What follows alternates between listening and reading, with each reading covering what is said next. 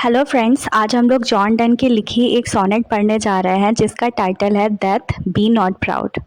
इसे holy sonnet या divine sonnet के नाम से भी जानते हैं। ये 19 सोनेट का कलेक्शन था जिसमें कि ये सोनेट नंबर 10 है। इसे लिखा था 1609 में और ये पब्लिश हुआ है जॉन डन की डेथ के 2 साल बाद 1633 में। ये एक पेट्रार्कन सोनेट है जिसे इटालियन सोनेट भी कहते हैं। इसकी राइमिंग स्कीम है A B B A C D C E. पहले की 8 लाइंस ऑक्टेव होती हैं और 6 लाइन को सेस्टेट कहते हैं। अब इस सोनेट को पढ़ने से पहले ये समझ लेते हैं कि पेट्रार्कन सोनेट होती क्या है। एक इटालियन पोएट थे जिनका नाम था फ्रांसिस्को पेट्रार्क। उन्हीं के नाम पे पेट्रार्कन सोनेट रखी गई है। इस सोनेट को 2 पार्ट्स में डिवाइड किया जाता है। पहले पार्ट को ऑक्टेव कहते हैं, दूसरे पार्ट को सेस्टेट कहते हैं। पहले पार्ट में 8 लाइंस होती हैं और दूसरे पार्ट में 6 लाइंस होती है।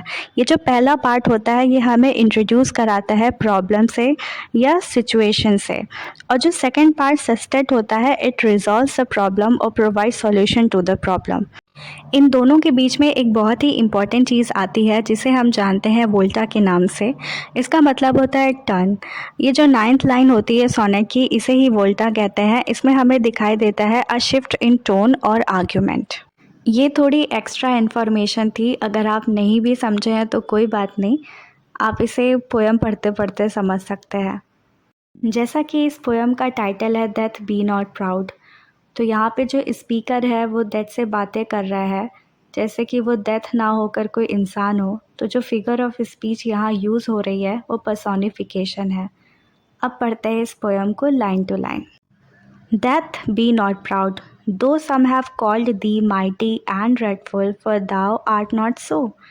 For those whom thou thinkest thou dost overthrow, die not poor death, nor yet canst thou kill me. यहाँ पे स्पीकर डेथ को पर्सोनिफाई करता है और कहता है death be not proud, death तुम अपने ऊपर गर्व मत करो। Though some have called thee mighty and dreadful, though का मतलब हालांकि, दी का मतलब यू, माइटी का मतलब ताकतवर और ड्रेडफुल का मतलब भयानक।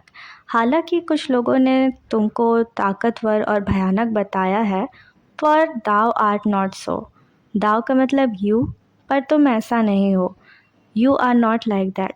For those whom thou thinkest thou dost overthrow, die not poor death, nor yet canst thou kill me. For those whom thou thinkest thou dost overthrow, दोस्त का मतलब डू, ओवरथ्रो का मतलब डिफीट। तो अगर ये तुम सोचते हो जिन्हें तुम अपने साथ लेकर गए हो तुमने उन्हें हरा दिया है, तो ये सच नहीं है। तुम सिर्फ एक फिज़िकल बॉडी को मार सकते हो, बल्कि ये जो सोल है ये अजर अमर है, ये कभी भी नहीं मरती। डाई नॉट, तो जो तुम सोचते हो कि वो मर गया है, बल्कि उनका ट्रांजिशन हुआ है एक लाइफ से दूसरी life. Poor death nor yet canst thou kill me, और पुअर डेथ तुम मुझे भी नहीं मार पाओगे।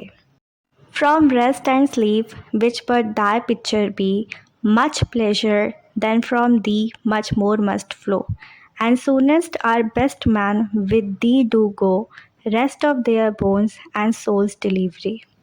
तो इस लाइन में डेथ को एक नींद से कंपेयर किया गया है, यानी कि स्लीप से कंपेयर किया गया है, और कहा गया है कि ये जो नींद है वो डेथ की एक छोटी पिक्चर है। अगर ये इतना प्लेजर दे सकती है, ये जो आराम और थोड़ी सी नींद लेना है, अगर ये इतना प्लेजरेबल है तो डेथ कितना प्लेजरेबल होगा। Then from thee much more must flow, अगर ये नींद अपने साथ इतना प्लेजर ला सकती है तो what about death, death will bring much more pleasure.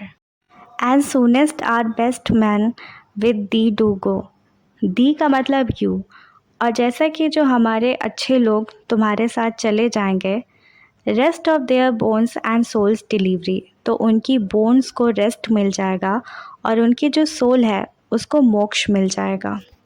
अब ये जो 9th लाइन हम लोग पढ़ने जा रहे हैं इसे कहते हैं वोल्टा, जहाँ हमें कोई टर्न या शिफ्ट इन इमोशन दिखाई देता है।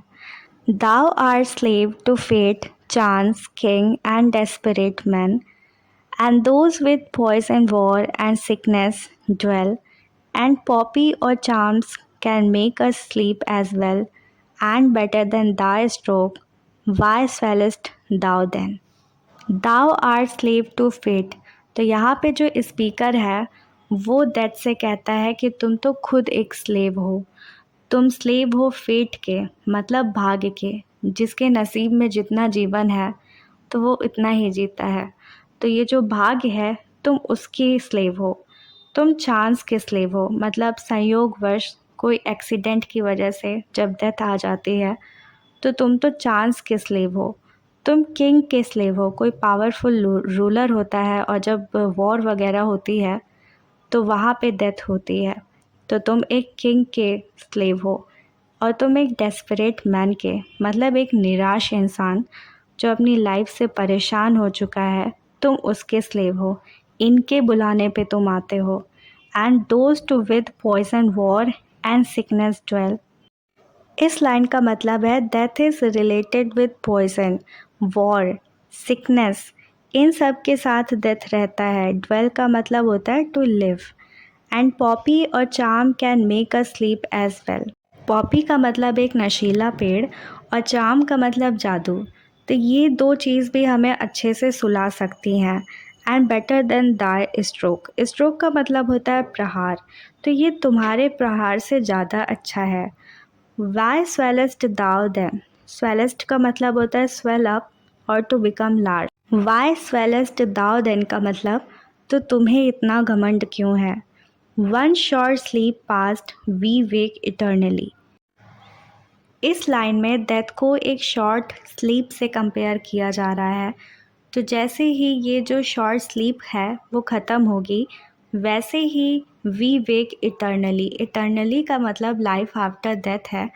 तो जो लाइफ आफ्टर डेथ है, जो कि इटर्नल लाइफ है, उसमें जाग जाएंगे। And that shall be no more. और जैसे ही हम लोग अपनी इटर्नल लाइफ में एंटर करेंगे, ये जो डेथ है वो ही नहीं रहेगी। डेथ दाउ शैल डाई, डेथ खुद मर जाएगी। सो ये पोएम यहीं पर एंड होती है और आई होप आप लोग को ये पोएम बहुत अच्छे से समझ में आई होगी। I wish a good health and a successful life for my viewers. And if you are going to give your exam after watching this video, I would like to wish you a good luck.